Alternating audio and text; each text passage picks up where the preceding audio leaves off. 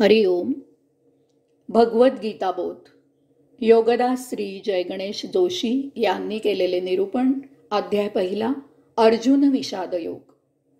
ओम श्री परमात्मने नमः. अथ प्रथमोऽध्यायः. जय योगेश्वर.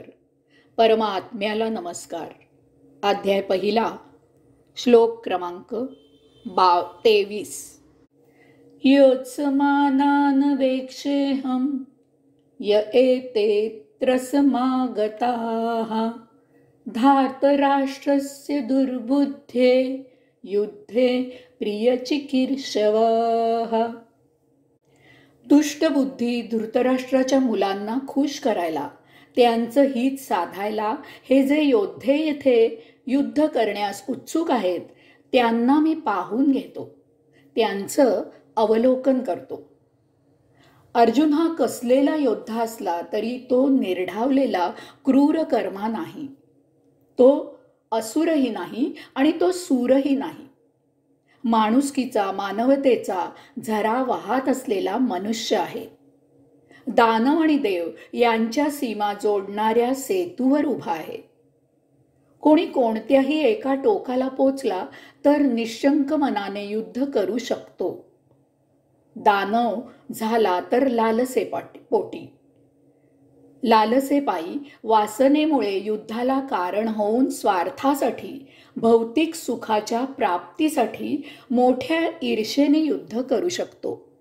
देव झाला तर दुष्टांचं निर्दालन करायला कर्तव्य भावनेने प्रेरित होऊन युद्ध करू शकतो. पण अर्जुन तर सर्वसामान्य जन आहे. अंगात युद्ध कला आहे, परंतु ती वापरताना विवेक जागा होतो. हा विवेक ओढ निर्माण करत माणूस विचारी होतो. विचार जितका करतो तितका तो परिणामात गुरफटतो. माणसाची हीच शोकांतिका आहे. कारण माणूस दानव आणि देव यांच्या सीमा रेषांच्या जोड पुलावर उभा राहतो. पूल इकडून तिकडे जाण्याचा मार्ग आहे. पूल मार्ग बाजू निवडण्यासाठी रेंगाळण्यापुरता आहे. पूल हा मुक्कामा करता नाही, ते राहण्याचं ठिकाण नाही. जो येथे थबकला त्याची प्रगती खुंटली. तो सतत विचार करत बसेल. अतिविचार करून माणसाची मती कुंठित होते. माणूस मती कुंठित होतो, अजागळ होतो, असहाय्य होतो. त्या पुलावरही तो सुखाने जगू शकत नाही. सारखी चुळबुळ चालू राहते. ही अवस्था मोठी विचित्र असते. आयुष्याच्या प्रवाहात अडथळ्यांमुळे अडकलेल्या काडीसारखी अवस्था असते. ही काडी प्रवाहाच्या विरुद्ध दिशेला प्रवास करू शकत नाही. प्रवाहाबरोबर वाहत जाऊन जीवनाचा आनंदही घेऊ शकत नाही. काठावर येऊन शांतपणे साक्षी भावनेने योगी होऊन प्रवाह पाहूही शकत नाही. मोठी कुचंबणा करणारी स्थिती आहे. प्रवाहात अडकणे ही आयुष्याची शोकांतिका आहे. दुर्योधनासारखा प्रवाहाच्या विरुद्ध दिशेला वाहू लागला तर निदान गतिमान होऊन भौतिक भोग प्रवृत्त होऊन भोग उपभोगी. यातूनच केव्हा तरी कदाचित अनेक जन्म घेऊन पण केव्हा ना केव्हा सुधारायची संधी मिळेल. जो चुकतो तोच सुधारू शकतो. चूक झाल्याशिवाय ते चूक आहे हे समजत नाही. पहिलं तरी पोचला तर विचारांच्या अतीत विचारांनी परिपक्व होईल. तो प्रभू कार्य करील. परंतु मध्येच सेतूवर थांबला तर विचार केल्याशिवाय कृती करणार नाही. यास्तव तो शत्रूचं निरीक्षण करू इच्छित आहे. धृतराष्ट्राच्या पुत्रांना तो दुष्टबुद्धीचे म्हणत आहे.